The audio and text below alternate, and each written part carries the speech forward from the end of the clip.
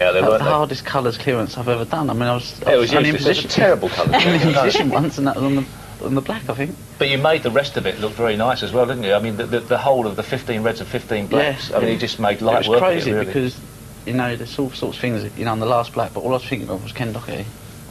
Was you really? Oh, honestly, I've got down, I thought, there's no one getting up off of this, but I had Ken Doherty in my brain. And because of the fact that Because he Ken missed the Doherty black, missed the and I black thought, for a please don't 147. miss the black for MX, because, like, he'd be gutted. Well, let's have a wee relive at it. Steve, do you want to go through this? Yeah, Because we're right going from to the start. if you don't mind, we're going to talk You through can the go break. for it, yeah, No, I'm not you- going to talk. you want me to? I Well, you talk through it. tell You me. made the break. We're going to have a little look at our monitor wanna there, watch and obviously you're breaking off. Drew got a shot in this frame. Obviously he messed up somewhere along the line. Well, the first two frames, you know, Drew had a chance in the first frame and didn't, you know, score enough from it, and then I got in and had a 70-odd. But, this frame, yeah, I'm getting all confused here. And he left me a red here, and this one on the left-hand side of the table. He's speculating on going around the back for a shot to nothing. I know, but you know when you 2-0 down, you tighten up a little bit, I suppose, don't you, in the best of 9, and he's left me, you know, a reasonable chance here. So that was a nice shot, because of course you can roll this red in, and there's no other red you can actually leave up there, can you? Wasn't a bad attempt there by Drew Henry. It was only a fraction off. So this was nice, a bit short of pace, but I mean, a little bit, yeah. Well, it works out perfect, really, yeah. because, you know, I was trying to cannon the two reds there on the right-hand side, you know, just up there that are together. I was trying to get through that gap and maybe make a connection with them to open them up. Yeah. Knowing that, you know, I'd be unlucky not to be on one, really. so this came very nicely, didn't it? Yeah, I mean, you know, really Split those two reds apart. I mean, if you're looking from a point of view of making a 147 break, you don't want balls touching each other. Not at all, no. You've straight away opened up two more reds there. Frame winning opportunities, we'll either say. Well, what he did at this stage. Actually, John Virgo, very early on in this frame, I think after 2 or 3 reds, Yeah, I mean, said that you looked on blob and you were going to go from strength to strength. yeah, I mean, obviously the balls are perfect, you know, they're perfect around the black and that, but, I mean, I wasn't thinking of a maxi here. Well, they're not perfect in some ways. I mean, most of them are still tight, aren't they? But having said that, in a couple of shots we're going to see that the key ball, the key black, you screw it back here. These can always go wrong. Yeah, exactly. If you don't get into them, you're on the cushion, and then you've got hard red in the middle. But now, so in your mind, you're trying to get the other side of the black to leave yourself this screw back into the pack. Into the pack. And then bring back that red. Yeah, drag back that red over the pocket. It's a bad so pack, isn't it, really? But into the pack. Yeah. And push this red that's loose into a position, hopefully. But it didn't really go right, did it? Not really, no. I mean, you're thinking now, oh no, that's a mess now. Now I'm thinking, should I just play to win the frame, which obviously you should do. You had a chance with red into the middle for the blue, which was easier. Yeah. This one was into a blind pocket and a little bit cannon in, you know, near the other red. Looked a lot easier on the television screens in this position than it actually was. But I thought, you know, they were split lovely, so I thought I've got to go for it here. You must have thought 147 now. Yeah, definitely. Yeah. From earlier?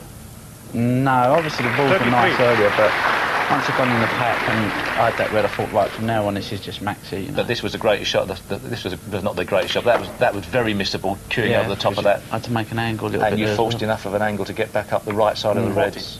Now it's just about, you know, just trying to keep your composure and not get too fast and make a silly mistake, because, I mean, that one rattled a bit. I thought I'd missed that. I thought, oh, here we go. But, do you think making a 147 break before helped to make this one easier? Was you less nervous on this one? Not really. No, I think you get nervous. Yeah. Even in practice, you want to make them 147s, but in front of a packed crowd and, you know, the TV cameras are there, you know, it's always nice to do it for the people, you know. Just before you came up to our studio, it was timed at 6 minutes 36, I think. Was it? Which is, I mean, you're slacking, aren't you, really? I thought I'd slowed down a little bit. That's still quite a good time, though. But it is quite a good time, It took me that long to break off one. No, but, you know, they were perfect here. And they were lovely. There's only the one cushion on the right-hand cushion there, you see it? Yeah. Which is a little bit close, and I thought, you know, if I can get that one out of the way early, because you don't want to be having to play on that one red. But I played for two, the one in the middle and one along the cushion. As soon as I got the one on the cushion, quite nice, I thought that one's got to be played. But obviously, as there's less reds on the table, your options of red start to decrease. Exactly, yeah. So therefore, that's when a lot of players do come unstuck at the end of a 147 clearance, or even a total clearance. Definitely. Because you've now got to get exactly the right side and choose which red you're going to get the right side of for the black. You can't just have 2 or 3 options. Nah. This is the one where I play for the red on the side cushion. Always leaving yourself angles on the black. Always leaving yourself off straight. Well, if you leave yourself straight, you can only go, you know, one way, and that's backwards. And in this position, you need angles just to make it more simple, especially under the pressure. But I was really feeling it here. I thought this one into a blind pocket was missable if you don't hit it right. A little bit of a problem with 2 or 3 reds around the pink that had to be taken in the right order. Yeah. But I played this one okay. Screw back for that red the other side of the pink, which then cleared the other red. Yeah. We see you decide not to go for that red bar to the left-hand side of the pink. That's right. Screw back for this one here, and then that frees up the next red. You got it. So, I suppose for the amateur player, you could practice things like that, put reds blocking each other, and then you could go around and practice clearing the paths for other balls if you're a proficient player. Now, this had to be struck right side of the reds again. Well, I could have stunned up, but I thought I definitely don't want to leave it short because then it's like history. So I thought if I go around the back of that red... You left yourself on all 3 reds there. I've got 2, yeah, exactly. All 3 reds were potable. 97. Now, which one do you choose here? Well, I play for 2 reds again. I mean, I've just played to go up between them, and if I get on the one on the right-hand side, well, I was going to take that one. But I thought, oh, that was That was for the 100, and you always know there's going to be a clap on the 100. Exactly. And you think, don't clap, because there's more important things going on. Yeah. Don't clap the 100, this is playing shots like that, I'm thinking, just don't 105. kick. Whatever you do, don't kick. Because the balls were kicking last night with me and Stephen, they kicked a lot today as well. There's a lot of chalk sticking to the ball. Well, this one was just, I knew I'd play it red in the middle, and I've not really come perfect on this because I'm going away from the black, so I've had to play it with a bit of right-hand side. You left yourself a bit further away than you wanted, but having said that, as long as you got the black, you were on the yellow. Perfect for the yellow. 13. Yeah. And then now we're getting to the part where it's just a doddle now, isn't it? I mean, this is just a formality. I wished. Right now, all of a sudden, they're cheering. They know they've got a chance here. Yeah. You've just got to pot the colours. What's going on now? Get the card, I love it. Overscrewed it. I think that's so well. I mean, 122. This shot, I mean, I'm playing alright with the rest in that at the moment, but at the start of the season I could not pot a ball with the rest. But at the moment I feel like I'm going to pot, most balls that go with the rest. You've got a marvellous pace of it. I mean, if you're shaking like a leaf, if you were, to hit the ball with that pace was perfect. It was superb. This was good as well.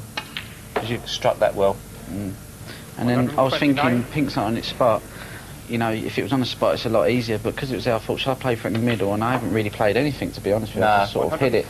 And then not hitting it, thinking that the adrenaline will sort of like... Didn't want to hit it too hard, do you know what I mean? A little shake of the head there. But you knew this was going around the back of the black. As long as you just judged this right. I thought, just go in. Now this is where I shoot you can. 140. £20,000 coming up. Yeah.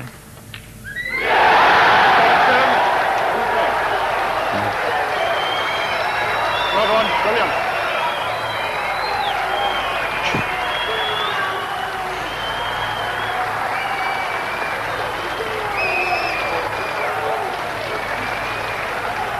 Yes, you looked a bit stunned, Ronnie.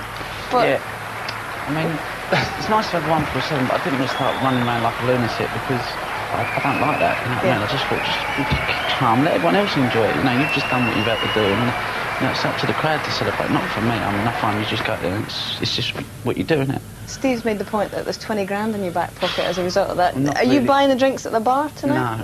No. What? I'm tired. No, I'm joking. Actually, one of our colleagues downstairs, John Parrott, is a bit disappointed.